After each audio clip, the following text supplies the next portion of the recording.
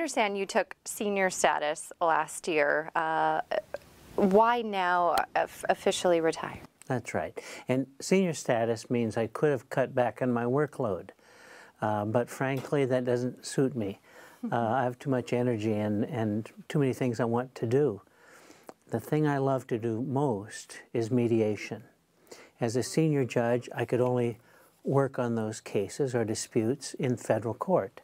And this opens up a whole new group of disputes that I can work on. And I love being with people at sort of pioneer points in their life. When things can go really good or really bad, it's fun to be with them and help them to a successful conclusion. So you just felt like you wanted to get started on the other part that you love. That's right. And I've done a lot of mediation as a judge. That's probably most of what I do now. But there are cases I couldn't work on before, and now the whole world is open, and I'm pleased about that. What will be the hardest aspect of leaving? I love the courts, and I love this country, and I love to serve. That's the hardest part. There's some other things. I love the building we're in. I love the courthouse we've built.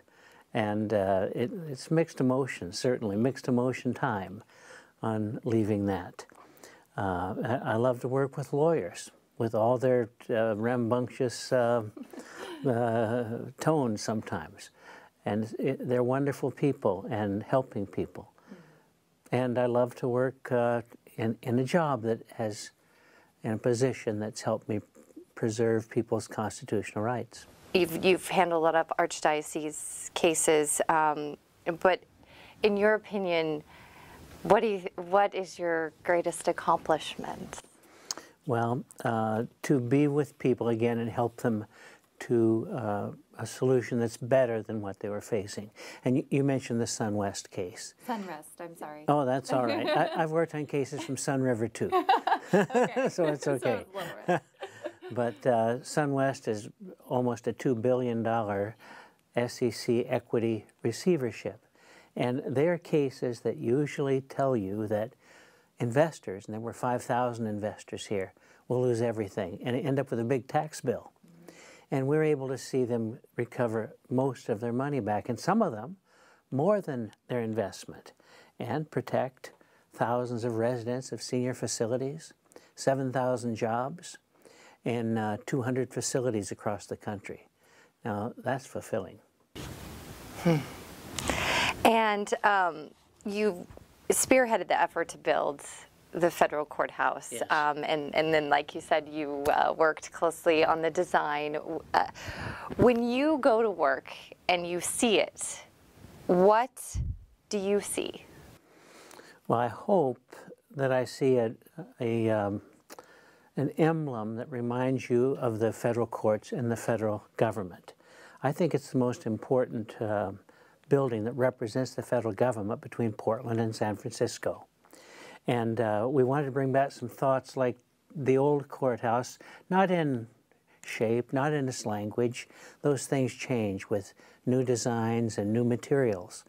But to show the courthouse as something in the city square, even though we really don't have a city square anymore. So that's important to me. And then I just think it's flat beautiful. And I've worked hard with Tom Main, the design architect, to create something that will inspire us with regard to the built environment in our community. What has been your biggest challenge as a federal judge? Probably one of the real big challenges is, what do you do about sentencing? What can you do to try to help someone and help their neighbors, help society? And it's very difficult. And the judge who sort of started me in this business said, oh, it's really easy. You just go in your bathroom, you lock the door, and you cry and you pray. So it's heavy mantle, but sometimes you do help people, and that's fulfilling. You mentioned that you're going tomorrow to deal with the cases involving children. I can't imagine, and you just kind of talked about it a little, that the archdiocese cases don't haunt you in some way, will probably be with you forever. Of course they do. The situation is tragic, and unfortunately, it's not a Catholic problem. It's not a problem of one group or another. It's a societal problem, and it's something we need to put a stop to. We all need to put our foot down and say, we're not going to permit that. We're not going to have it. And nevertheless, I've had the responsibility to work through hundreds of these cases and help victims, help institutions that don't deserve to be thrown out with the bathwater, have some great things happening, and they need to have this in their rearview mirror. And that's where I come in. You've kind of touched on this, but I will ask you it still. What would you hope people take from your many, many years of service? Well, I think here's someone who loved this country, who loved living under a rule of law. That's the key to a free society. And someone who was kind and gentle with people that came before them, even when you have to do some difficult things. Those would be important to me. And your legacy? We can all be replaced, and I will be, and replaced well. But for a small town boy to have the chance to serve as a United States judge and impact their community is a wonderful thing. And so the legacy, I suppose, is that really can happen to anyone. You work at it, you make yourself available, and good things can happen. Your secretary, correct, Yes, is here with us too. I hear she's leaving with you? Well, she retired. It wasn't sort of a mutual pill we took to leave. But she's been my judicial assistant for 31 years. Oh. And she knows everything about me.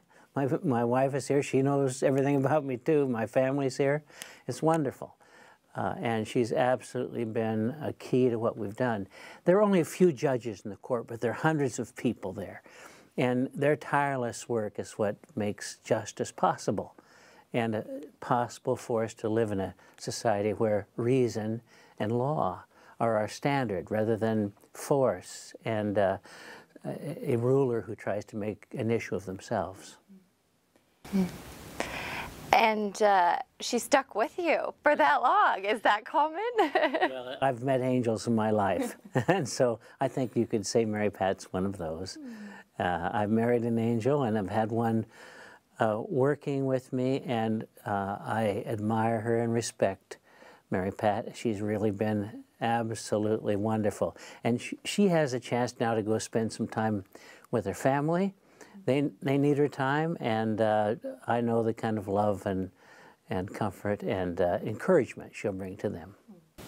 Okay, so on a lighter note, you do run a mean tailgate.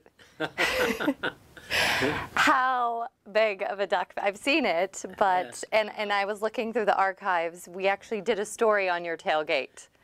So you were also heavily involved in the community. You have fun, it seems like. I have fun, and I love cooking in parking lots on Saturday afternoons, and I love to see people smile. And that's what the tailgate's about. And I just love the party. I like the games too, and I'm a big Duck fan, sure. But I'm a fan of all these kids who are participating in athletics.